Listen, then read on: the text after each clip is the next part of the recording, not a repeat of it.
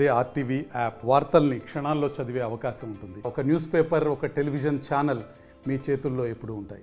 SC వర్గీకరణపై ఇటీవల supreme court ఇచ్చిన తీర్పును వ్యతిరేకిస్తూ మొత్తం భారతదేశం అంతా కూడా ఈరోజు బంద్కు అయితే పిలుపునిచ్చారు. ఈ నేపథ్యంలో ప్రధానంగా అన్ని ప్రాంతాల్లో కూడా బంద్ అయితే జరుగుతుంది. ముఖ్యంగా ఉమ్మడి తూర్పుగోదావరి జిల్లాలో కూడా ఈ బంద్ అయితే ప్రశాంతంగా జరుగుతున్నటువంటి పరిస్థితి ఉంది. ప్రధానంగా చూసుకుంటే ఈరోజు ఉదయం నుంచి కూడా ఆర్టీసీ బస్సులన్నీ కూడా బస్టాండ్లకే పరిమితమైపోయిన పరిస్థితి ఉంది. మరో పక్కన షాపులు కావచ్చు, అలాగే ప్రభుత్వ స్కూళ్ళు అలాగే ప్రైవేట్ స్కూల్ అన్నీ కూడా స్వచ్ఛందంగా కూడా బంద్కి మద్దతు పలుకుతున్నటువంటి పరిస్థితి ఉన్న నేపథ్యంలో అలాగే కాకినాడ జిల్లాలో కూడా బంద్ ప్రశాంతంగా జరుగుతుంది. దళిత నాయకులందరూ కూడా ఏదైతే ఈ యొక్క వర్గీకరణ అయితే అలా తీర్పునైతే అందరూ కూడా వ్యతిరేకిస్తున్నారు. రోడ్డు ఎక్కిన పరిస్థితి ప్రధానంగా కనపడుతుంది. ఈరోజు దీనిపై ఏ విధంగా ఇలా మాట్లాడే ప్రయత్నం సార్, చెప్పండి. బంద్ ఏ విధంగా పిలుపునిచ్చారు, అసలు దీన్ని ఎందుకు మీరు వ్యతిరేకిస్తున్నారు? వర్గీకరణ అనేది రాజ్యాంగ విరుద్ధమని సుప్రీంకోర్టు 2004లో తీర్పు ఇవ్వడం జరిగింది.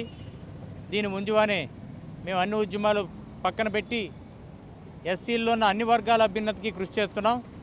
ఇప్పుడు మనవాదులు కొంతమంది మోడీ గారి ప్రభావంతో 7 ధర్మాసనం ఈరోజు రాష్ట్రాలకు వర్గీకరణ చేసే హక్కు ఉందని తీర్పు ఇవ్వడం జరిగింది.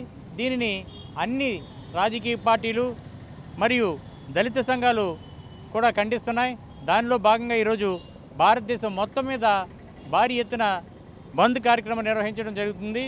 అందులో భాగంగానే కాకినాడలో కూడా ఈరోజు మానమానాడు సంఘాలు, మరి Republican party, Bahujan Samaj party, మిగిలిన ఇతర సంఘాలు కూడా అన్నీ కలిసి ఈ బంద్ను మేము విజయవంతం చేస్తున్నాం. కేవలం ఎవరెవరూ స్వచ్ఛందంగా మద్దతు పలుకుతున్నారు? ప్రధానంగా చూసుకుంటే స్కూళ్ళు కావచ్చు, అలాగే ప్రైవేట్ విద్యా సంస్థలన్నీ కూడా స్వచ్ఛందంగా. ఈరోజు చూసుకుంటే ఇక్కడ కాకినాడలోని సంఘాలన్నీ కూడా మాకు వ్యాపార సంఘాలు, ఆర్టీసీ మొత్తం అందరూ కూడా స్వచ్ఛందంగా మాకు పూర్తి మద్దతు సహకారం కలిగించారు. అలాగే పోలీస్ డిపార్ట్మెంట్ కూడా ఎంతో సహకరించింది. గవర్నమెంట్ పరంగా వాళ్ళు కూడా సహకరించారు. స్కూళ్ళు కూడా స్వచ్ఛందంగా కొన్ని చోట్ల మూసివేయడం జరిగింది. ఇవన్నీ కూడా మాకు బంద్కు మద్దతుగా ఇస్తున్నట్లే మేము భావిస్తున్నాం. అంటే పూర్తిగా దీనికి ఎందుకు వ్యతిరేకిస్తుందంటే గతం నుంచే వాళ్ళ ఉద్యోగాలు రావడం లేదని వాళ్ళందరూ కూడా ఆవేదనతోనే ఉన్నారు. ఇప్పటి నుంచో పోరాటం ఫలించిందని ఒక పక్కన వాళ్ళ ఆనందం వ్యక్తం చేస్తున్నారు. దీన్ని ఎలా చూడాలంటారు? వర్గీకరణ ద్వారా ఉద్యోగాలు వస్తాయనేది తప్పు. ఎందుకంటే ప్రభుత్వాలు ఉద్యోగాలు రిక్రూట్మెంట్ చేయకుండా వర్గీకరణ అనే నెపంతో అనేక సంవత్సరాలుగా మాకున్న పోస్టులను బ్యాక్లాగులుగా ఉంచేయడం జరిగింది. ఇప్పటికి ఆ బ్యాక్లాగులు కూడా తీయట్లేదు పూర్తిగా. మేము కోరేది ఏంటంటే ఉద్యోగాలు నిజంగా రావాలనుకుంటే మీ నాయకత్వంలోనే మేము పనిచేస్తాం. రిజర్వేషన్ చేస్తాన్ని మా జనాభా నిష్పత్తి పెరిగింది బాగా కాబట్టి 25% పెంచండి, అప్పుడు అందరికీ ఉద్యోగాలు వస్తాయి. ఎప్పుడో 1960లోనో జనాభా నిష్పత్తి ప్రకారం 14% ఉంది, కానీ ఇప్పుడు మా జనాభా చాలా పెరిగిపోయింది.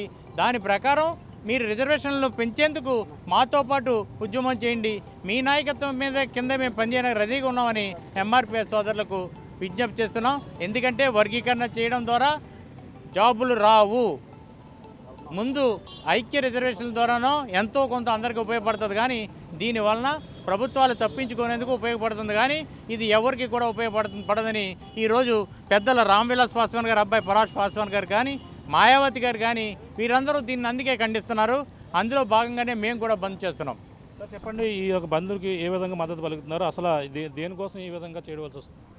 ఈరోజు కేంద్ర రాష్ట్ర ప్రభుత్వాలు ప్రభుత్వ రంగాన్ని నిర్వీర్యం చేసి ప్రైవేట్ రంగాన్ని ప్రోత్సహిస్తూ అంబానీ ఆదాయాలకి అన్ని కంపెనీలు, అన్ని ఆఫీసులు వాళ్ళకి దారాదత్తం చేస్తూ ఆ రైల్వేస్ని కానీ విమానయానాన్ని కానీ కూడా ప్రైవేట్ రంగాన్ని ప్రయత్నం చేస్తున్న ఈ క్రమంలో రిజర్వేషన్లు అనే శిక్ష తీసుకొచ్చి అన్నదమ్ములుగా కలిసినటువంటి మాల మాదిగల్ని మిగతా కులాలను విడదీయడానికి పెద్ద కుట్ర చేస్తూ ఉంది. వాళ్ళు చేస్తున్నటువంటి ప్రైవేటీకరణ అడ్డుకోకుండా మాకు విభేదాలు సృష్టించి వాళ్ళ దొడ్డిదారిన ఈ రిజర్వేషన్లు పూర్తిగా నిర్వీర్యం చేయడానికే కంకణం కట్టుకుంది ఈ కేంద్ర రాష్ట్ర ప్రభుత్వాలు. దాన్ని మేము పూర్తిగా వ్యతిరేకిస్తున్నాం. ప్రభుత్వ రంగాన్ని పరిరక్షించండి, ప్రైవేట్ రంగంలో కూడా రిజర్వేషన్లు అమలు చేయండి. రిజర్వేషన్లు జనాభా ప్రాతిపదికన రిజర్వేషన్లు పెంచండి. అప్పుడే ఎస్సీ ఎస్టీలకి ఖచ్చితంగా న్యాయం జరుగుతుంది. అది చేయకుండా అన్నదమ్ముల మధ్య సిచ్చి పెట్టి మీరు తన్నుకు చావండి, మేము తాంబూలాలు ఇస్తామని కేంద్ర ప్రభుత్వం ప్రయత్నించాం. మేము చాలా తీవ్రంగా ఖండిస్తూ ఉన్నాం. ఇప్పటికే తీర్మానం ఇచ్చింది, అలాగే కోర్టు కూడా తీర్పు ఇచ్చిన పరిస్థితి ఉంది. ఎలా చూడాలంటారు? కోర్టుని మనం ఏ విధంగా అర్థం చేసుకోవాలో మాకు కూడా అర్థం కావట్లేదు అండి. సర్వోన్నత న్యాయస్థానం అంటే అందరికీ కూడా పెద్ద నమ్మకం ఉంది. 2004లో ఇదే ధర్మాసనం ఓ తీర్పు ఇచ్చింది రిజర్వేషన్ చెల్లుబాటు కాదని. మరి 20 సంవత్సరాల తర్వాత బీజేపీ అధికారంలోకి వచ్చిన తర్వాత బీజేపీ మూడవసారి మాకు 300 సీట్లు దాటిస్తే మేము భారత రాజ్యాంగాన్నే మార్చేస్తామని ఎలక్షన్ ముందే ప్రకటించారు. వాళ్ళ ఉద్దేశం ఏంటంటే భారత రాజ్యాంగాన్ని కాలదోయడం, మనువాదాన్ని ప్రవేశపెట్టడం, అన్నదమ్ముల మధ్య ఐక్యత చెడగొట్టడమే బీజేపీ లక్ష్యం. దానికోసమే ఈరోజు ఈ ప్రయత్నం చేస్తూ ఉన్నారు. అంటే దీనివల్ల ఇప్పుడు ఏదైతే మాదిగల మధ్య చుచ్చు పెడుతున్నారు అంటున్నారు, ఇప్పుడు దీనివల్ల ఎవరికి ప్రయోజనం ఎక్కువ ఉండే అవకాశం ఉందంటారు? ఇప్పుడు ఎవరికీ ఉపయోగం లేదంటే ఆ షర్టులో ఏమీ లేదు, ఖాళీ షర్ట్ ఉంది. ఖాళీ షర్టుకి పైన మేకప్ చేసి మీరు తన్నుకు చావండి అంటున్నాడు. అసలు రిజర్వేషన్లు లేవు. బ్యాక్లాగ్ పోస్టులు భర్తీ చేసింది ఎప్పుడో చెప్పమనండి. ఇప్పటి వరకు వేలాది బ్యాక్లాగ్ పోస్టులు భర్తీ కాకుండా ఉన్నాయి. మీరు భర్తీ చేశారా? కేంద్ర రాష్ట్ర ప్రభుత్వాలు భర్తీ చేశారా? ఎస్సీ ఎస్టీలకు సప్లాన్ని నిధులు ఇస్తున్నారా? ఎస్సీ ఎస్టీ పథకాలను అమలు చేస్తున్నారా? ఎస్సీలకు ఏ విధంగా మీరు ఉపయోగపడకుండా ఈరోజు ఖాళీ ముంత చూపించి ఆ ముంతకు పైన మేకప్ కాసి మీరు కొట్టుకు చావండి అంటే ఇది ఎంతవరకు అన్యాయం?